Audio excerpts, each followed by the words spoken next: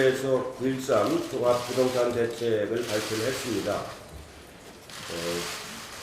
여러 가지 부동산 가격이 급등하고 있는 가운데 정부가 범부처별로 논의를 많이 해가지고 부동산 대책을 많이 발표했는데 목표는 분명합니다. 투기 수요를 차단하고 실수요자를 보호하고 주택 공급을 확대하겠다는 취지를 가지고 대책을 발표를 했습니다. 공급 대책은 다음 주에 추석 전에 발표하기로 이제 했기 때문에 어제는 우선 투기 수요를 차단하고 실수요자를 보호하는 측면에서 이제 정리했는데, 저는 이 문제를 보면서 정말로 이제 더 이상 우리 사회에서 아파트나 이런 주택을 가지고 불로소득을 왕창 벌겠다는 이런 좀 생각이 이제는 이제 그만했으면 좋겠다는 생각을 갖습니다. 물론 정부 대책이 이렇게 나왔는데 이 대책 갖고 안 되면 더 강화할 수밖에 없는데, 그렇게까지 해서 국민들하고 정부가 서로 경쟁하는 그런 상황은 이제 끝났으면 좋겠다는 생각을 합니다. 실제로 우리나라의 가장 큰 뭐라고 할까요, 문제점 중에 하나가 이 주택을 가지고 만약 불로소득을 보는 이 잘못된 이 관행이 정말로 많은 사람들을 어렵게 만들고 있습니다. 이제는 이 정부 정책에 대해서 이해를 많이 해주시고, 언론에서도 제대로 분석도 하지 않고 이렇게 이 정책 갖고 안 될 거라고 하는 보도들을 많이 하는 걸 봤는데, 좀 자제해 주시길 다시 한번 간곡하게 부탁을 드립니다. 앞으로 공급하는 것들은 기본적으로 신혼부부라든가 젊은 층이라든가 이런 서민층을 위한 공공주택을 위주로 공급을 많이 해야 된다고 생각을 하고 있습니다. 실제로 우리처럼 이렇게 아파트나 이런 주택을 가지고 갈등을 빚는 나라는 없습니다. 이것으로 종식이 되기를 진심으로 기대를 하겠습니다. 만약에 이 문제 가지고 다시 또 시장이 결함이 생긴다면은 그때는 정말로 더 강한 조치를 취하지 않을 수 없다는 것을 다시 한번 말씀을 드립니다. 오늘 남북 공동연락사무소가 이제 개소식을 갖습니다. 어떻게 보면은 참 1년 전에는 상상도 못하던 그런 일들이 이루어졌습니다. 판문점 선언 이행하는 아주 첫 번째 가장 중요한 조치라고 생각을 합니다. 단순히 그냥 연락관계만 하는 것이 아니고 상설로 특사를 보내는 것과 같은 그런 역할을 하게 될 거라고 봅니다. 아주 의미 있는 역사적인 장소입니다. 남북 공동연락사무소가 평화의 거점이 되기를 진심으로 기대를 하겠습니다. 이어서 다음 주에는 문재인 대통령께서 평양을 방문하셔서 남북 정상회담을 갖게 됩니다. 그 정상회담의 성과에 따라서 남북 경제교류 협력, 한반도의 비핵화 이런 부분들이 좋은 성과를 낼 수 있을 거라고 지금 생각을 합니다. 어제 주한 미국 대사가 예방을 오셨는데 저하고 대화하는 과정에서 북한 정권이 그렇게 비합리적인 사람이라고 보지는 않는다, 이런 말씀을 하시는 걸 듣고 대화가 가능하겠구나 이런 생각을 했습니다. 북미 간의 대화도 이제 점차 여건이 성숙되면은 좋은 성과를 내기를 진심으로 기대를 하겠습니다. 사법부 창립 어제가 70주년인데 그거를 지켜보는 제 입장은 좀 참담합니다. 저도 대법원에서 여러 번 재판을 터무니없는 재판을 받았던 사람인데 그건 옛날 군부 독재 시절이니까 그렇다고 치더라도 이렇게 민주화된 정부 하에서 환경 하에서 이런 사법농단이 벌어졌다라고 하는 것은 참 상상할 수 없는 그런 일입니다. 앞으로 사법부 스스로 자정하는 그런 역할이 있어야 될 거라고 생각을 합니다. 우리 박주민 의원님이 여러 가지 말씀을 하실 것 같은데 저는 이 정도로 마치겠습니다. 고맙습니다. 네. 개성에서 남북 공동 연락사무소가 역사적으로 문을 엽니다. 앞으로 1년 365일 남북이 상시 소통할 수 있는 대화 창구가 만들어진 것입니다. 한반도 평화와 공동 번영을 위한 노력이 하나씩 결실을 맺는 것 같습니다. 그런데 보수 야당은 여전히 대립과 갈등을 키우려고만 합니다. 어제 판문점 선언 기준 동의안이 자유한국당 반대로 외통위에 상정조차 되지 못했습니다. 비용 추계를 문제 삼고 있는데 비용 추계는 앞으로 남북관계의 진전에 따라 매우 가변적일 수밖에 없습니다. 그래서 이번에 현실적으로 예측 가능한 내년도 예산만 제출한 것입니다. 추후 발생할 예산은 사업 규모와 기간이 정해지면 국회에서 다시 심사와 동의를 받아야 합니다. 국회가 확실한 예산 통제권을 갖고 있습니다. 그럼에도 불구하고 상임위 상정조차 반대하는 것은 애초에 비준 동의를 해줄 생각이 없는 것으로밖에 볼 수 없습니다. 판문점 선언은 한반도 평화와 공동 번영의 길을 열어가는 중요한 합의입니다. 판문점 선언에 대한 국민의 지지율이 72%라는 점에서도 알 수 있듯이 한반도 평화를 위해 여야가 초당적으로 협력하라는 것이 국민의 뜻입니다. 시대착오적인 색깔론을 버리고 평화 번영을 위한 길에 동참해 줄 것을 야당에 다시 한번 요청드립니다.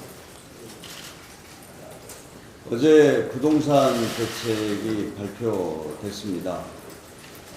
어제 대책은 부동산 투기로 돈 벌 생각은 없어야 한다는 것입니다. 서울 등 규제 지역에서 집 2채 이상을 가진 다주택자에 대해 종부세율을 최고 3.2%로 높이고 세금 부담을 2배 이상으로 높이기로 했습니다. 집 한 채 이상을 가지고 있으면 추가로 집을 사기 위해 은행 대출을 받는 것도 엄격히 제한하기로 했습니다. 과도한 부동산 투기는 만국병입니다. 현재 부동산 시장의 양극화는 심각한 수준입니다. 우리나라 주택 보급률은 100%인데 10가구 중 4가구는 무주택자입니다. 저소득층 10가구 중 3가구는 내 집 마련에 10년 이상이 걸립니다. 반면 다주택자는 매년 급격히 늘고 있습니다. 전국적으로 3주택 이상 다주택자는 2012년 대비 2016년에 26%가 늘었습니다. 서울 지역의 3주택 이상 다주택자는 무려 44.3%가 증가했습니다. 특히 세금보다 집값이 더 많이 오를 것이라는 투기 심리가 문제입니다. 투기 세력이 더 많은 집을 사들이면서 집값을 올리고 서민들은 폭등하는 집값에 한숨을 내쉬는 악순환이 반복되는 것입니다. 이번 대책을 통해 이 같은 악순환의 고리를 끊을 것이라고 기대합니다. 그런데 만약 이번 대책으로도 투기 심리가 진정되지 않을 경우에 가능한 모든 수단을 동원해서 추가 대책도 마련하도록 하겠습니다. 반가운 소식이 있었습니다. 경제사회노동위원회 중재로 쌍용차 사측과 노조가 해고자 전원복직에 잠정 합의했습니다. 오늘 공식 합의문을 통해 지금까지 해직 상태로 남아있는 119명의 해직 노동자에 대한 복직 방식과 복직 시기가 발표된다고 합니다. 무려 9년을 끌어왔던 쌍용차 해고자 복직 문제가 해결되는 것입니다. 2009년 구조조정으로 1,800명의 노동자가 해고됐고 복직 논의가 지연되면서 30명의 노동자가 스스로 목숨을 끊었습니다. 늦었지만 이제라도 복직 합의가 이루어졌다는 점에서 다행스럽게 생각합니다. 앞으로 경제사회 노동위를 중심으로 첨예한 노사 갈등의 문제를 이렇게 푸는 것처럼 앞으로도 우리 사회의 주요한 미래를 위해서 해결해야 할 사회적 현안들에 대해서도 사회적 대타협이 이루어지기를 기대합니다. 이상입니다. 예, 제가 사법부만 관련해서 자주 발언해서 오늘 안 하려고 해서 하라고 했습니다. 어제 법의 사법의 날을 맞아서 대통령님께서도 법원에 스스로의 개혁, 자정을 요구하셨습니다. 거기에 부응해서 대법원장도 수사에 보다 적극적으로 협조하겠다라는 입장을 밝혔습니다. 법원의 자정 노력은 최소한의 것입니다. 법원의 자정 노력만으로 모든 문제가 해결될 것이라고 생각하지 않습니다. 또 국민의 신뢰가 예전처럼 회복될 것이라고 보지도 않습니다. 그런 최소한의 것과 함께 국회가 이미 저희가 의견을 밝힌 것처럼 국정조사나 법관 탄핵, 특별재판부 관련된 입법을 통해서 같이 사법부의 신뢰를 회복하는 절차를 같이 진행하겠다라는 말씀을 드리겠습니다. 그런 것들이 어우러질 때야만이 저는 국민분들이 예전과 같이 국회 사법부를 신뢰할 것이라고 생각합니다. 저는 어제 쌍용자동차 해고 문제가 9년 만에 해결의 물꼬를 텄다는 소식을 듣고 밤에 진짜 눈을 의심했고 정말 기뻤습니다. 굉장히 늦었지만 이제라도 그렇게 해결의 물꼬를 트게 된 점은 대단히 기쁜 일이라고 아니할 수 없을 것 같습니다. 그러나 여전히 숙제는 남아있는 것 같습니다. 복직 문제 해결되었고 사측이 노동자와 노조를 상대로 제기한 소송은 취하했지만 파업 현장을 진압하는 과정에서 경찰이 입은 피해를 배상하려면 정부가 제기했던 손해배상 사건은 아직도 그대로인 상황입니다. 지난달 경찰청 인권침해 사건 진상조사위원회는 쌍용차 옥색 파업 당시에 경찰이 유혹적으로 강제 진압을 했다라고 확인한 바가 있고요. 이러한 진압은 또 이명박 전 대통령이 최종 승인한 것임도 밝혀진 바가 있습니다. 진상조사의 발표대로 진압작전의 위법성이 존재했던 만큼 정부는 진압 과정에서 입은 손해를 배상하라는 소송을 취하하는 것이 맞을 것 같습니다. 이 자리를 빌어서 정부의 적극적인 검토를 요청드립니다. 이 소송의 취하는 쌍용자동차 해고 문제의 완전한 해결을 의미하며 불법적 공권력 행사의 재발을 방지하는 일이 될 것입니다. 국회에서도 이를 위해서 필요한 일이 있다면 열심히 해 나가도록 하겠습니다. 그리고 마지막으로 짧게 한 말씀 더 드리겠습니다. 카드사의 이익 규모에 대해서 다툼은 있지만 금융당국이 발표한 것을 봤을 때는 충분히 더 수수료 인하의 여지가 있다는 것을 짐작할 수 있었습니다. 지금 영세 자영업자들이 굉장히 어려운 상황이기 때문에 카드사와 금융당국은 카드 수수료 인하에 좀 더 적극적인 모습을 보여주셨으면 한다는 말씀도 마지막으로 드리도록 하겠습니다. 감사합니다. 어제 정부의 강력한 부동산 대책이 발표됐는데요. 궁극적으로 집은 주거의 공간이지 불로소득 또는 투기 대상이 아니라는 어떤 사회적 합의를 만드는 것이 굉장히 중요하다고 봅니다. 그런 점에서 이 주택 시장을 합리적인 어떤 시장 원리가 작동하도록 만드는 것인데요. 굉장히 중요한 것이 전세 월세입니다. 전월세 상한제, 그 다음에 계약갱신 청구권제를 반드시 도입해야 하는 이유라고 생각합니다. 국회가 이 문제에 대해서 더 이상 관심을 이렇게 해태해서는 안 된다 하는 그런 말씀을 다시 한번 강조드리고요. 제가 계속 가짜뉴스 말씀드리는데 독일에서 굉장히 가짜뉴스 대책을 앞서서 시행하고 있습니다. 올 1월부터 시행을 했는데 왜 독일이 가짜뉴스 대책에 이렇게 적극적이고 강한 대책을 마련하는가? 그것은 나치의 경험 때문입니다.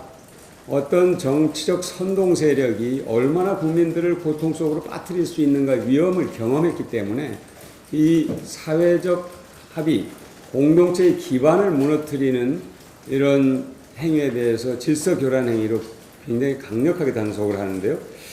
올 1월부터 6월까지 유튜브에서 무려 21만 건의 신고가 있었습니다. 이게 문제가 있다. 그런데 그 가운데 유튜브에서 자체적으로 조사를 해보니까 약 6만 개 정도, 27% 정도가 정말 문제가 있는 것으로 드러나서 차단 조치했습니다.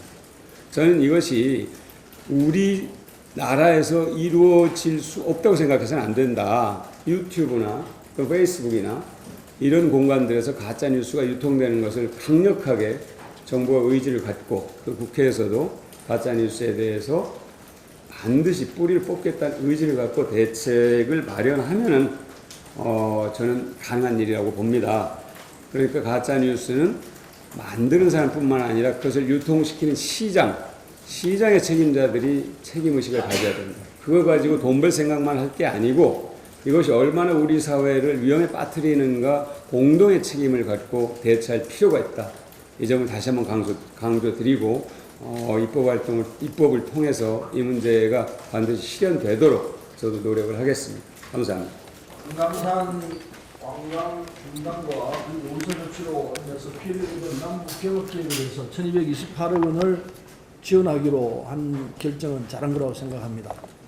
이 이명박 박근혜 정부의 갑작스러운 남북관계 파탄으로 인해가지고 피해를 입은 남북 경업기업에 정부가 책임지는 자세로 지원을 하기로 결정한 것은 이 책임지는 자세를 보여야 되는 정부 입장에서는 당연한 거라고 생각하고 문재인 정부가 제대로 된 결정을 했다고 생각을 합니다. 근데 앞으로 피해기업 지원에만 그칠 것이 아니라 적극적으로 남북 경업 사업을 추진을 준비할 필요가 있다고 말씀드리고 싶습니다. 남북 경업으로 남북 경제가 동반성장하고 활발한 왕래 교류가 진행될 수 있다면은 그게 바로 평화가 될 것입니다. 예, 이 평화가 경제고 그리고 경제가 평화를 가져오는 이런 선순환 구조가 만들어진다면은 지금 우리 저성장의 위기에 처한 한국 경제가 발전할 수 있는 탈출구를 갖게 된다고 저는 생각합니다. 그래서 평화와 경제 두 마리 토끼를 함께 잡는 이 조치를 해야만이 된다고 생각하는데 얘는 초당적인 대처가 필요하다고 생각합니다. 여야가 이 문제에 대해서는 좀 더 적극적인 자세로 우리 경제를 살린다는 입장에서 함께하는 자세가 필요할 것이고 그리고 이 일각에서는 남북관계 판문점 선언을 비준 동의하게 되면은 비용이 들 것 아니냐 이렇게 주장하는데 비용은 들지만은 그 편익을 생각하면은 비용보다 훨씬 많은 경제적 이익을 우리가 가질 수 있다는 것은 누구든지 알 수 있는 내용이라 생각합니다. 따라서 판문점 선언에 대한 비준 동의를 이런저런 이유로 미룰 것이 아니라 적극적인 자세로 경제를 살려야 된다. 이 일념에서 판문점 비준 동의를 해야만이 되는 상황이다 이렇게 생각하고 있습니다. 판문점 비준 동의가 될 수 있도록 우리 모두가 함께 해야 할 시점이 아닌가 생각합니다. 이상입니다. 예, 앞에 말씀들 주셨는데요. 덧붙여서 쌍용찬 오사의 대보자 복직 합의를 진심으로 환영합니다. 지난 7월 10일 문재인 대통령께서 마힌드라 그룹의 아난드 회장을 만나서 쌍용차 해고자의 복직에 관심을 가져달라고 당부를 하셨습니다. 이 문제 해결에 적극 나서주신 문재인 대통령께 감사의 말씀을 전합니다. 동시에 소중한 결단을 내려준 쌍용차의 모기업인 인도의 마힌드라 그룹에 고마움을 전합니다. 올해 반드시 처리해야 할 법안이 있습니다. 바로 청년기본법입니다. 대한민국 청년들은 지금 그 어느 때보다 힘든 현실에 마주하고 있습니다. 통계청에 따르면 2018년 7월 전국 청년 실업률은 9.3%로 나타났습니다. 실업률뿐만 아니라 등록금 문제, 주거 문제 등 청년들이 감당하기 어려운 현실들이 많이 놓여 있습니다. 2016년 발의된 청년기본법은 벌써 2년째 국회에서 지금 방치되고 있습니다. 청년기본법 통과를 위해 수많은 청년단체에서 1만 명의 청년 서명을 국회에 전달하기도 했습니다. 그러나 우리 국회는 아직까지 청년들을 외면하고 있습니다. 청년을 정의하는 기본법이 없는 상황에서 아직까지 청년에 대한 개념조차 명확하지 않습니다. 청년을 가리키는 나이는 국가기관 정당마다 다르고 국가적 차원의 종합계획은 사실상 없는 상황입니다. 청년 정책의 컨트롤 타워가 없는 상황에서 청년 정책은 주로 지방정부 단위에서 이루어지고 있습니다. 지역 간 일관된 청년 정책이 수립되지 않아서 차별과 사각지대가 생겨나고 있습니다.